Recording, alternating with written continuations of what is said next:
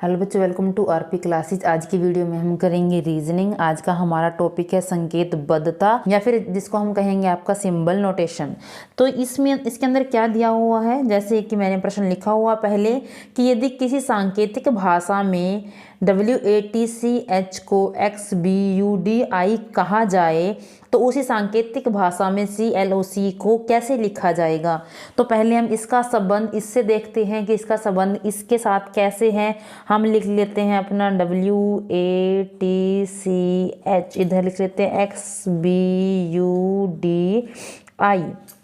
अब W के बाद यहाँ X आ रहा है। यदि आपको ABC अच्छे से याद होगी कि W के बाद ABC में भी X ही आता है, तो WXABTUCDHI।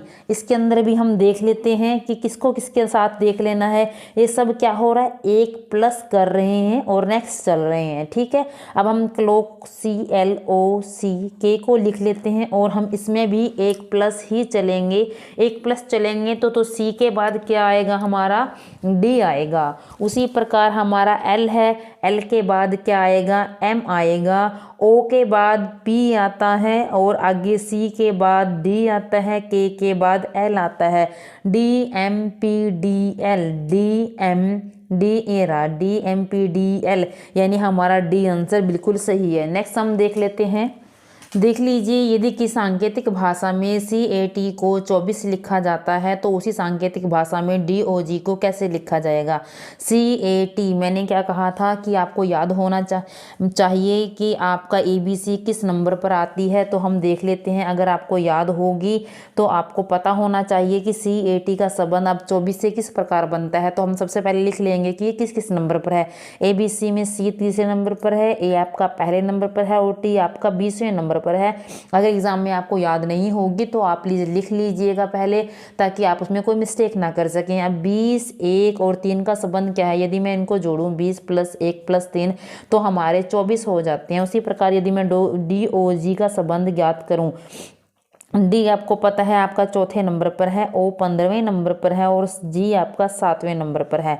4 + 15 + 7, 15 और 4 आपको पता है 19 होते हैं। 19 और 7 आपके 26 होते हैं, यानी हमारा C ऑप्शन बिल्कुल सही रहेगा। इस प्रकार की सांकेतिक भाषा में कोई प्रश्न पूछ लिए जाते हैं कि ये इनका संबंध इनसे कैसे है। पहले आपको इनका संबंध आपस में बिठाना है, फिर जो क्वेश्चन पूछा गया उसको ऑप्शन में से उठाना है कि उसका संबंध उससे बनता है या नहीं बनता है। लेकिन आपको एक पैटर्न एक ही अपनाना है, जो आपका पहला वाला है वही पैटर्न इसमें भी अपनाना है सेकेंड वाले में।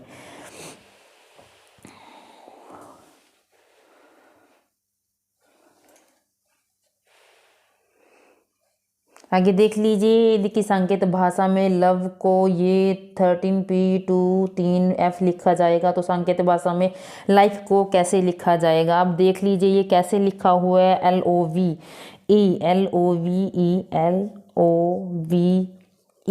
L आपको पता है 12वें नंबर का, O 15वें नंबर का, V 22वें का और E 5वें नंबर का है।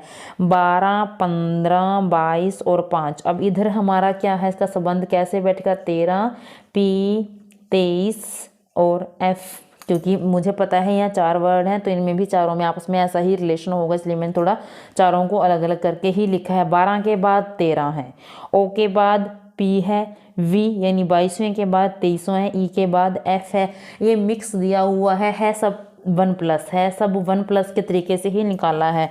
अब यहाँ पर हम लाइफ को LIFE देख लेते हैं। लाइफ का कैसे बनेगा, L जैसे कि आपको पता है 12वें नंबर पर है L आपका, और I आपका 9वें नंबर पर है, F के बाद 6ठे नंबर पर और ये 5वें नंबर पर है।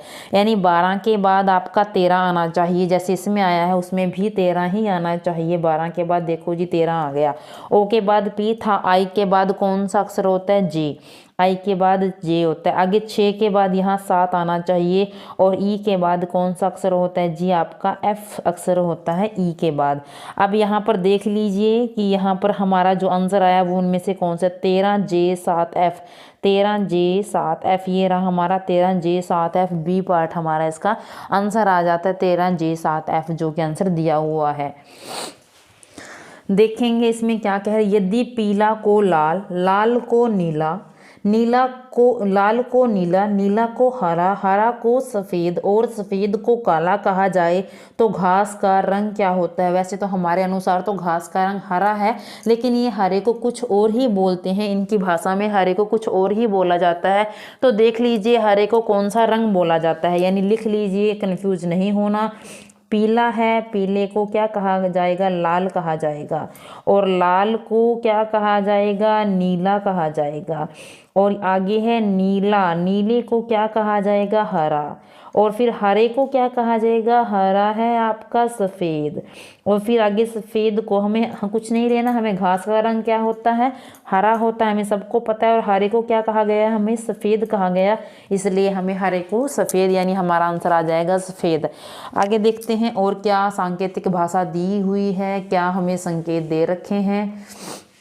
देखते हैं, यदि किसी सांकेतिक भाषा में नो मोर फूड को टा का डा, क्या है? नो मोर फूड,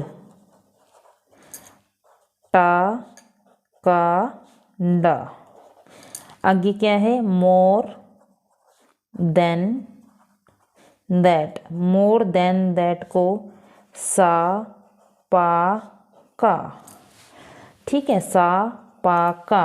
तो दैट को क्या लिखा जाएगा उसी भाषा में? दैट को आप देख लीजिए, इसके अंदर नो मोर फूड, मोर इसमें भी है, मोर इसमें भी है, और नो इसमें नहीं है, फूड नहीं है, तो मोर मोर, यानी इसके अंदर और इसके अंदर कोई एक होगा जो सेम होगा। मोर क्या है इसके अंदर जो हमें मिल जाएगा? टा इसमें नहीं है, का इसमें है, ये रहा आपका का इसमें है, यानी मोर का तो आपका का आ गया। अब हमसे पूछा है दैट, हमने देख लिया मोर का आपका का आ गया, इसमें दैट नहीं है, इसके अंदर सिर्फ दैट है, तो सा या पा हो सकता है, आपका आंसर सा या पा हो सकता है। अब हम पक्का नहीं कह सकते कि सा है या पा है, क्योंकि हमें यहाँ पर सिर्फ एक का ही बताया इन्होंने, मोर का हमने निकाल दिया कि मोर का तो का है, इसमें भी है, इसमें भी है का, तो लेकिन हमें नहीं पता दैट का सा है या पा है, क्योंकि दैट और देन दो हैं इसके अंदर, सा या पा में से आंसर हो सकता है, इसलिए हम कर देंगे अपना आंसर नंबर सी सही कि सा या पा इसका आंसर आएगा। आगे देखते हैं,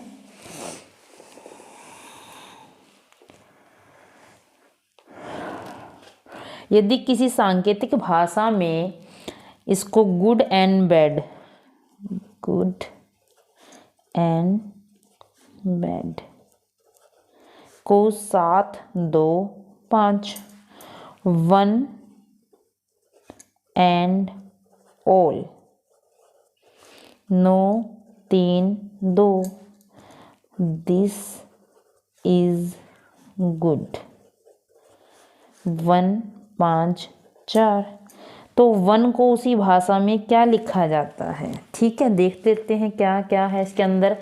पहले तो हम कॉमन देख लेते हैं कि कॉमन इसमें भी होना चाहिए, कॉमन उसमें भी होना चाहिए, क्या है कॉमन, तो देख लेते हैं यहाँ पर कि कॉमन उसमें और इसमें सेम कौन सा है। जैसे गुड एंड बैड, गुड यहाँ पर भी एंड है, यहाँ पर भी एंड है, बाकी इसमें कुछ नहीं मिल रहा, एंड मिल रहा है। इसके अंदर 7 नहीं है, 2 है यहाँ पर, यानी इसका मतलब हमारे एंड का अर्थ हुआ, यहाँ पर हम लिख लेंगे साइड में कि एंड किसके बराबर है? 2 के बराबर। अब और देख लेते हैं कौन से इसके अंदर, दिस इज़ गुड, इज इसमें नहीं है, इसमें नहीं है, दिस इसमें नहीं है, गुड है आपका, गुड इसमें भी है, इसमें भी है। अब इसका और इसका देख लेते हैं कौन सा बनता है, 1 नहीं बन रहा, 5 बन रहा है, इसमें भी 5 है, इसमें भी 5 है, यानी आपका गुड का मतलब क्या है? 5 है। हमें देखना किसका है? हमें 1 का देखना है, और 1 कहाँ आया हुआ है?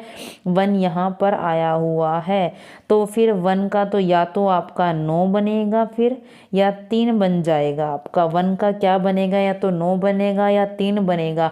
अब इसमें ऑप्शन में नहीं है कि 9 या 3 हो, 9 या 3 बनना चाहिए, ऑप्शन में नहीं है। ऑप्शन में क्या है? आंकड़े अपर्याप्त हैं, क्योंकि या तो हमें इसका भी देना चाहिए था कि एंड का, जैसे इन्होंने दिया 1, या ऑल का देना चाहिए था कि 1 का और ऑल दोनों मिक्स देने चाहिए थे, तब हम बता सकते थे कि इसका आंसर क्या आएगा। अब हमारे आंसर क्या आएगा? आंकड़े अपर्याप्त हैं। ये टाइप बहुत अब आपको एक टाइप और करा देती हूँ, ये टाइप मोस्ट इंपॉर्टेंट है, बहुत बार एग्जामिनर यही पूछता है, और आगे पहले भी ये बहुत बार आ चुका है और आगे भी आपके पास आने की इसकी संभावना है। देख लीजिए क्या है, ये मैथ से रिलेटेड है कुछ, क्योंकि आपके इसका चैप्टर का नाम ही कुछ ऐसा है, संकेतबद्ध संकेत ही देते हैं ये, पर सिंबल ही देते हैं। देख लेते हैं क्या सिंबल दे रखा है। इसका सिंबल दे रखा है, पहले ये दिया हुआ है, इसका सिंबल क्या है, प्लस है। उसके बाद ये दे रखा है, इसका अर्थ, इसका मतलब क्या है, माइनस है। और इसके बाद आपको दे रखा है, इसका अर्थ है मल्टीप्लाई, और स्टार का अर्थ है डिवाइड। ठीक है, ये आपको सिंबल दे रखे हैं इन्होंने। तो मान क्या होगा, किसका मान, इसका मान क्या होगा। सबसे पहले आपको क्या, 16, उसके बाद ये आपका है, इसका अर्थ क्या है, प्लस, उसके बाद क्या है, 4, 4 के बाद फिर आपको ये दे दिया, इसका अर्थ क्या है, मल्टीप्लाई, फिर आपका है 5, 5 के बाद आपको फिर ये दे दिया, इसका अर्थ क्या है, माइनस, फिर 72, फिर ये स्टार सा दे दिया, इसका अर्थ है डिवाइड। ठीक है, फिर आ गया आपका 8। और जब इस टाइप के सम आते हैं, आपको पता है ये किस विधि से निकलते हैं, बोर्ड मास की, बोर्ड मास, इस विधि से ही निकालना है, तभी आपका आंसर सही आएगा। तो देख लेते हैं किस प्रकार निकलेगा आपका सम। तो देखते हैं 16 4 डी, पहले बोर्ड मास में bracket of divide, divide bracket नहीं है, ऑफ नहीं है, यहाँ पर डिवाइड है, यानी सबसे पहले हम डिवाइड ही करेंगे।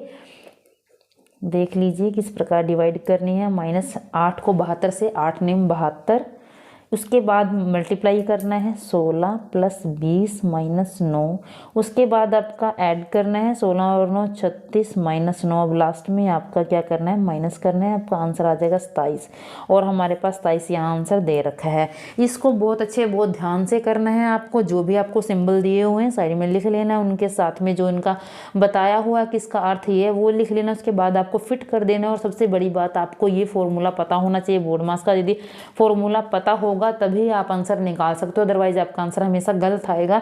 यानी आपको थोड़ा सा मैथ आना चाहिए, और थोड़ा ही संकेतबद्ध कि किस प्रकार इनको हमें करना है वो आना चाहिए, इससे आपके आंसर निकलाते हैं। ये थे आपका चैप्टर। आज का हमारे वीडियो इतनी ही थी। हम मिलते हैं अब नेक्स्ट वीडियो में। आपको मेरी वीडियो कैसी लगी ज़रूर बताएं। चैनल को सब्सक्राइब कीजिए, शेयर कीजिए। Thank you.